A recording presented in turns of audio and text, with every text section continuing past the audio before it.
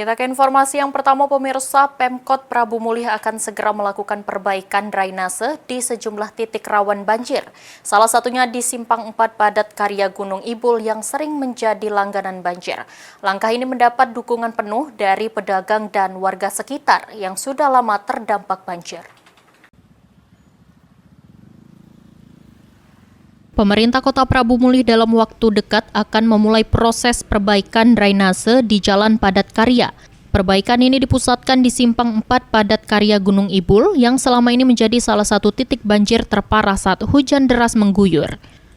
Banjir yang terjadi di lokasi ini tak jarang menyebabkan lalu lintas terhambat dan aktivitas jual beli pedagang menjadi terganggu, sehingga perbaikan ini dinantikan banyak pihak. Salah satu pedagang di Jalan Padat Karya Sari mengatakan, sangat mendukung adanya perbaikan drainase tersebut. Baginya perbaikan ini bisa membantu mengurangi resiko banjir yang selama ini sering merugikan para pedagang.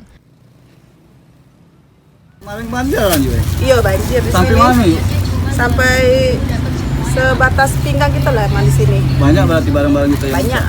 Nah ini kan bakal dibenari oleh Pak Wali. Mana tanggapan dia?